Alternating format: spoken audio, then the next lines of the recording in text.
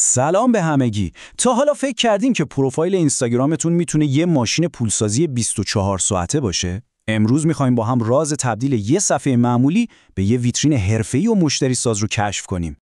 یه لحظه با خودتون رو راست باشین. پروفایل شما به کسی که واردش میشه میگه اینجا بمون و خرید کن یا میگه برو صفحه بعدی؟ اگه جوابتون رو دقیق نمیدونین، خب جای درستی اومدین. قراره با هم دقیقاً همین معما رو حل کنیم.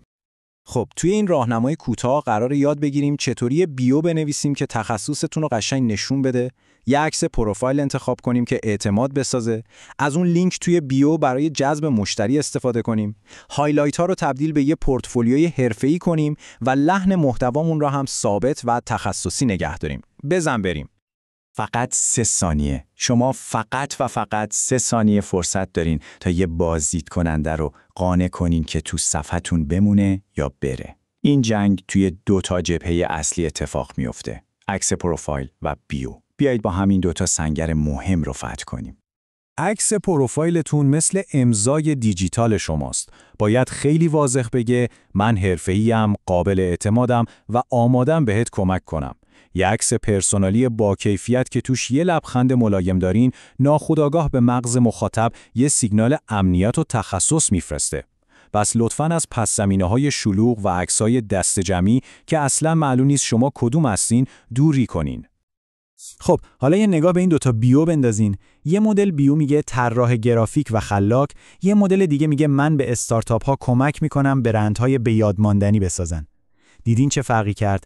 اولی فقط یه عنوان شغلیه، اما دومی یه راه حله. مشتری شما دنبال راه حله، نه عنوان شغلی.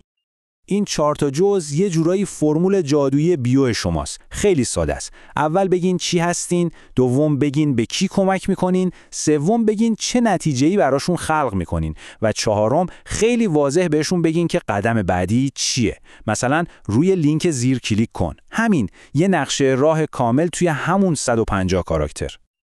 خب رسیدیم به تنها دروازه خروجی اینستاگرام، لینک بیو. این لینک یه تیکه طلای دیجیتال توی پروفایل شماست که متاسفانه خیلی وقتا نادیده گرفته میشه. بیایید ببینیم چطوری میشه از این دروازه استفاده کرد تا مشتری‌ها رو مستقیم بفرستیم سمت کسب و کارمون.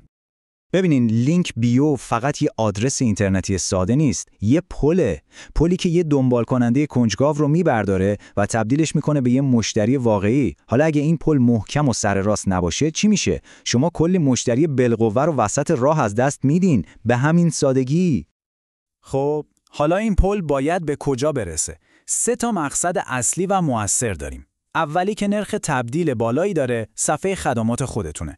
خیلی مستقیم و سرراست. دومی پورتفولیو یا نمونه کاراتونه که اعتماد طرف رو جلب میکنه. و سومی هم استفاده از ابزارهایی مثل لینکتری هست که بهتون اجازه میده چند تا گزینه رو با هم به مخاطب پیشنهاد بدین.